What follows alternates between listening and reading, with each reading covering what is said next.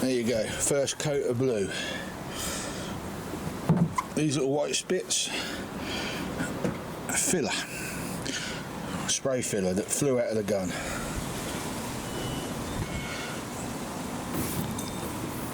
Pain in the butt. So I've got to clean them guns properly.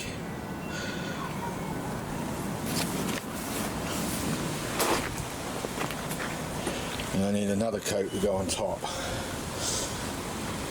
I've taken out as much of the blemishes that were left from the previous coat. I thought I'd done a better job than that, but obviously I hadn't.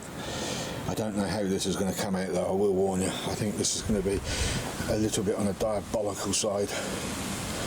But yeah, you can see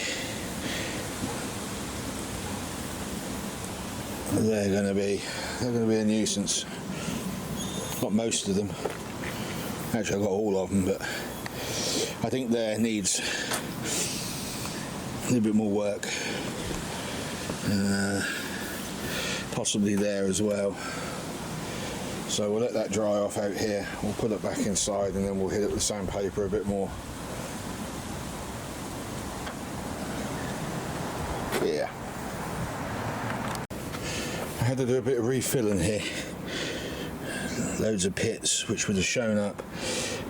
These, well, I'm not sure what's going on. I think it's spatter out of the gun from the filler that was in there. So I've got to now soak the gun. So we've got some discrepancies there. That, I can't really do much more than that to it without having to refill and prime. That's a tad annoying down there. There's not a lot I can do about it. Unfortunately, the tailgate plastic won't hide that. I could have hidden these with my letters, but I really want to put them up here or across there. A few scratches I'm hoping remove. Don't know. Guess it's a case of get it back in the shed and put another coat on tomorrow.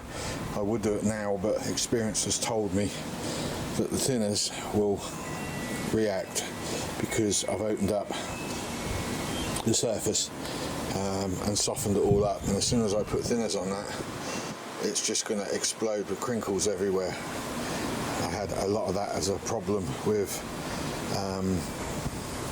the lorry bonnet, so I'm not going to do that.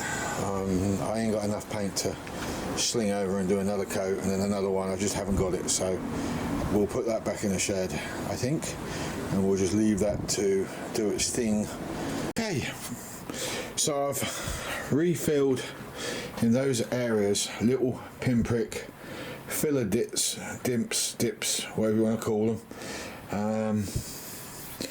Best I can get them. I've had to put some grey over because I went through to the lighter colour, and this stuff that's on here now requires the grey. Problem is it's no longer uniform, so that's probably going to stand out quite a bit when I put the blue on. I hope it don't, but I think we can all agree it's going to. This is proving a bit more difficult than I first realised, but it will be worth it when it's all done, I'm sure. So yeah, I've only got 4 doors, a bonnet, a tub at the back, wheel arches, bumpers to paint. The only bit I ain't got to paint is the roof because that ain't got scratched up. I would just like a nice, clean, tidy truck for once. Injectors, no, not injectors, sorry. Glow plugs have been ordered. I've got 4 of them coming tomorrow. I was just going to take them all out and replace what needed replacing, but you know what? Sometimes that's just false economy and gives you more work later on. I think half my trouble is I've got water spraying out of the gun because it's done it again. Prep work's a bit better this time. I'd love to sand that down, but just get that a bit flatter, but I don't know if that's worth the risk because I'll be opening it all up, and really the lacquer will stick better if I don't, possibly. I don't know. Well, the prep didn't go so well. You can see where I filled and you can still see the pinpricks. Waste of time. That could have done with a bit more over. So that area there is going to stick out like the proverbial sore thumb. What can I say? I guess the D22 symbols will be going along there to hide that little lot up. Right, we've got 80 something quid's worth of new glow plugs. I finally got those ones out. I won't lie, they scared the hell out of me. I was worried they were going to snap. I looked at the design of the glow plug and thought to myself, yeah, it's just going to be my bloody luck, isn't it? But the damn things are going to break because of the thread being halfway instead at the top. But I got them out. So I'm putting the first one in.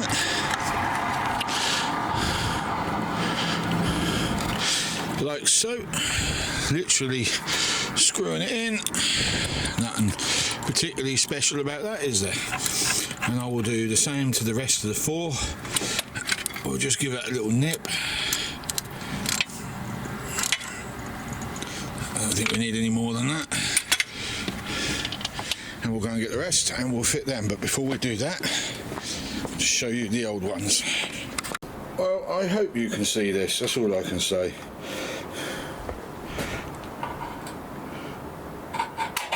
Nothing. One.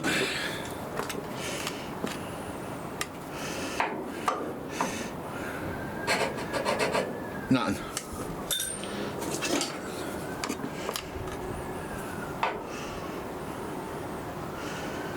Nothing.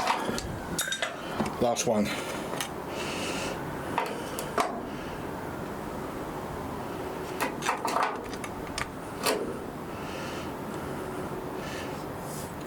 One. That's all I had working out of that little pack. One. No wonder it was playing up on the street. So I will get that put on, and then tomorrow morning I'll film me starting that up for the first time with the new plugs in when it's really cold, and if it is on the button like it's a warmed up engine, then we know we figured it. Okay, so it's dried off, but it's not that dry where I can actually sand it. It's actually smoother than I gave myself credit for. I mean, I could spray the lacquer on that now and get away with it, but I'm not going to. And the reason why I'm not going to, because in a certain few places it's a little streaky. I don't quite know what's gone wrong. It's not a problem, because tomorrow I'll come out, I'll just gently rub over everything, or tonight I'll probably do that, rub over everything just gently enough to try and get that paint colour a tiny bit more even than what it is. I don't know what went wrong, but it does have colour, and I said I run out, but I actually do have a small amount left, which is more thinners than anything else, to be honest with you. So we need to rub down here. We just need to get, I don't know, it's just not, where are we? It's just not dark enough. I mean, does that look like that match? Obviously, I mean, it does down there a little bit, but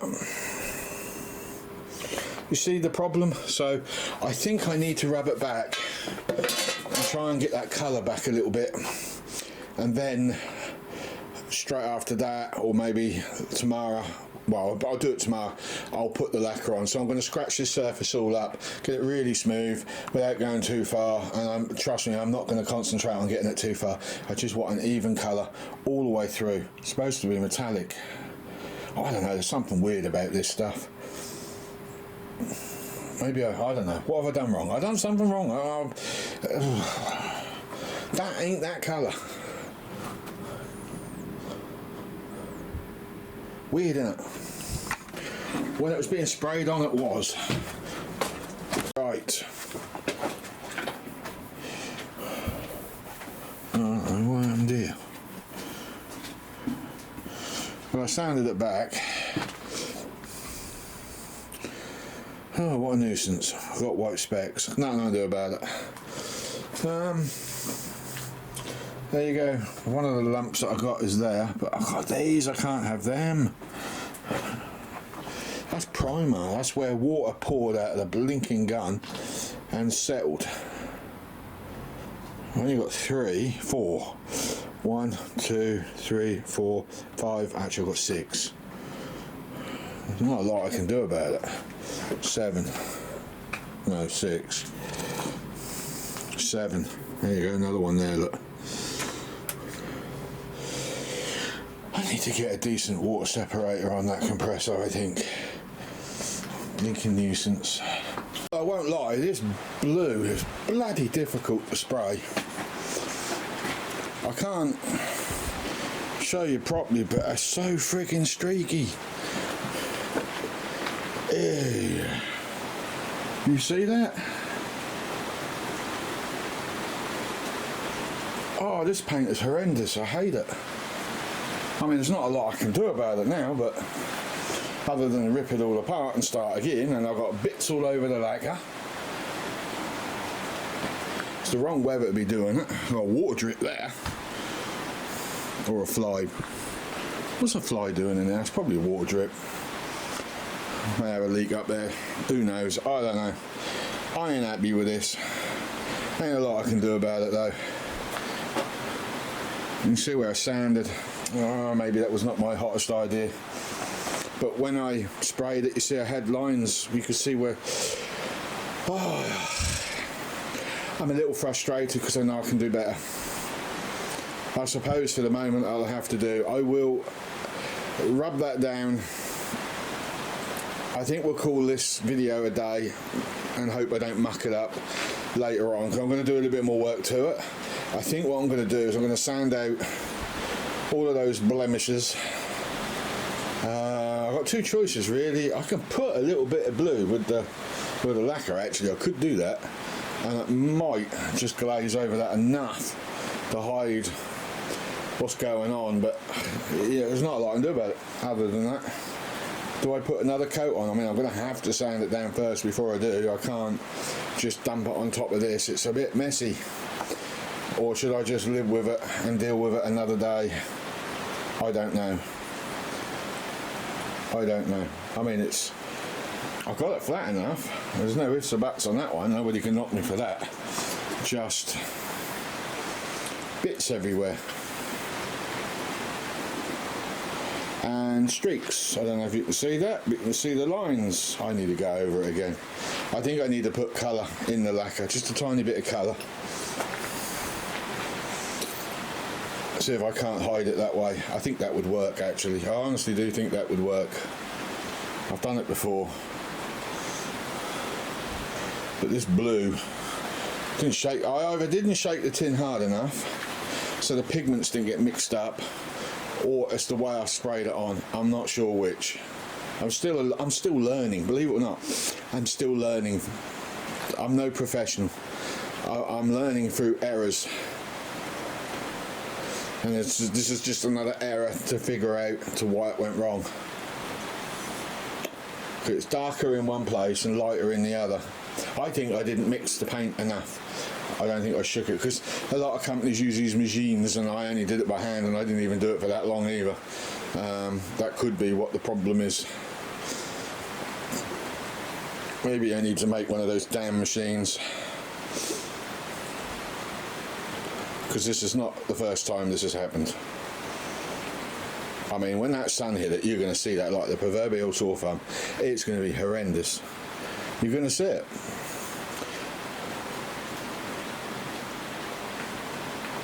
It's bad.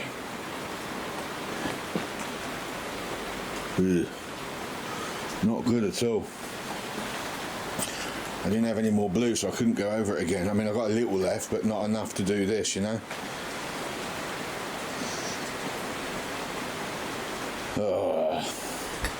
I think I'm going to rub that down, and I'm going to go over it with one more lacquer. The prep work's terrible as well. It's all bumpy up that end. Yeah, I ain't done a good job of this. I'm sorry. I mean, it looks good. It looks okay. It looks passable, but trust me, I haven't done a good job of this. And if the rest of the truck's going to turn out like this, then I think I should just go rat instead and paint bed liner over it. See if that helps, shall we?